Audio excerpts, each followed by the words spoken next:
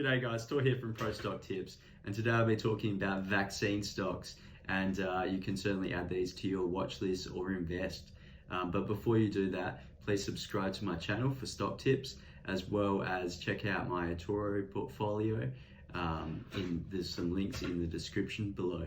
But let's get into it. So today's vaccine stocks that I'll be talking about are Pfizer, Novavax, BioNTech, and Valneva.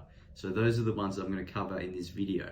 Now, to start with, obviously the biggest one is Pfizer. So this is probably your safest bet if you're looking for a safe bet, right? Now, obviously it sold off a bit with the market crash, and it's at around $50 or so. So this is probably a good entry point.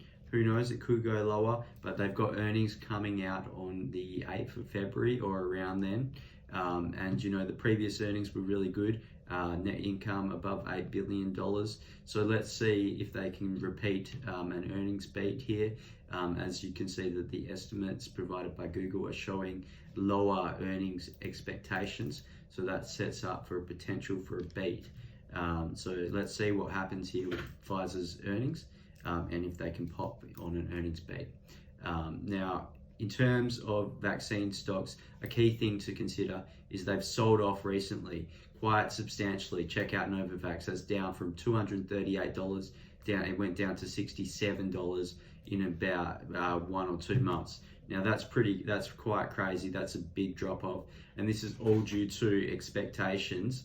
Was primarily due to expectations that the vaccine revenues and profits are going to evaporate in the future based on community developing immunity, or the vaccine implying immunity to the community in which the pandemic fades away and it drops down. COVID drops into an endemic status with a low baseline level of infection and infection rate due to the herd immunity and the vaccine, etc.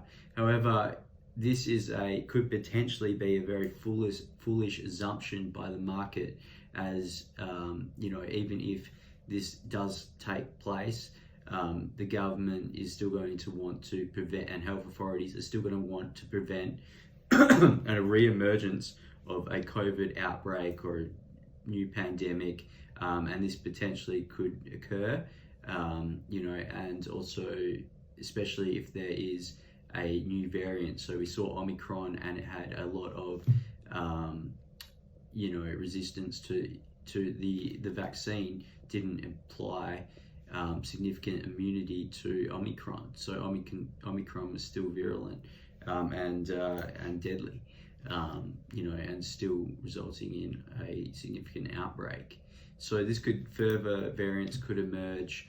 The vaccine, what we've seen, the vaccines are that the immunity sort of wanes off substantially over time. So you do sort of need revaccination or a booster. So it seems like it's going to be mandatory, or at least recommended, that there will be an annual booster or revaccination, potentially even variant specific. And this could occur for the rest of our lives. Obviously the flu has been around for hundreds of years, and we couldn't eradicate it. We're probably not going to be able to eradicate COVID unless we continue to have vaccines indefinitely. Now, in terms of vaccines, which ones are best for long-term immunity? Well, you could certainly check out Valneva, because it has a whole virus vaccine. So that potentially might imply a longer term immunity. We don't have data on that. However, it's certainly one of the cheap stocks, and that's the reason why I'm talking about it, because it's a cheap option, and they've got key catalysts of approvals coming up. And there's the potential that it might have some superior data for Omicron immunity, or potentially longer lasting immune effects, right? Provide immunity for a longer time. And also Vaxxer might be one to look at. However, there's not much data available for Vaxart's vaccine so far, so let's not talk about that. But certainly Novavax, right? So Novavax is trading at around $5-6 billion valuation, which is a fraction, about 1/8 of the valuation of BioNTech, which takes a 50% share of the profits or sales in Pfizer BioNTech vaccine. So they're generating at least around $3 billion in the last quarter of earnings. So potentially Novavax could catch up in terms of valuation to BioNTech. So we could see a lot of upside to the share price. Potentially it could hit $300 valuation, quite quickly. Especially once the sales figures come in. We've seen approvals in Australia for the Novavax vaccine, as well as other countries, and pending approvals for major approvals like the FDA approval. So certainly the share price could potentially pop, and so pop quite significantly on the FDA approval. It might pop and then drop, so you might want to sell here and then buy that cheaper. But certainly keep an eye on it and make a trading plan based on what the price action is beforehand and afterwards for the FDA approval announcement. And certainly in terms of revenue and profits, that should come in fairly soon in terms of the next 1 or 2 quarters after the key approvals, because the sales will commence very rapidly. They've probably already pre-sold a lot of vaccine.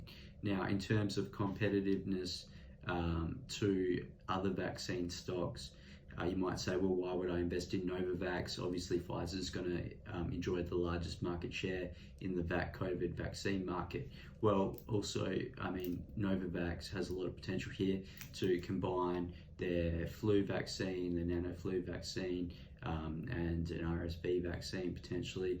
They can combine all their vaccines into one. So this might be a key reason why you might see Novavax maintain its market share, right? As well as, it all depends though, because Pfizer could bring out its Omicron or variant specific vaccines, which might take an even larger market share. But still, I would expect Novavax to have some market share. So there's still a lot of upside in Novavax stock, and potentially at these levels, it looks like a good entry price, depending on what the overall stock market does, provided the stock market doesn't continue to crash or sell off. So there you have it. There's a lot of upside here for Novavax stock, potentially same deal with Valneva stock, and obviously a safer bet is the Pfizer stock, as you're certainly going to enjoy. Even if the share price does drop 20%, you're still going to be getting your dividends, so there's no need to sell or panic. So certainly I'm liking all of these 3 options right now. So yeah, definitely check them out. Thanks for watching, guys.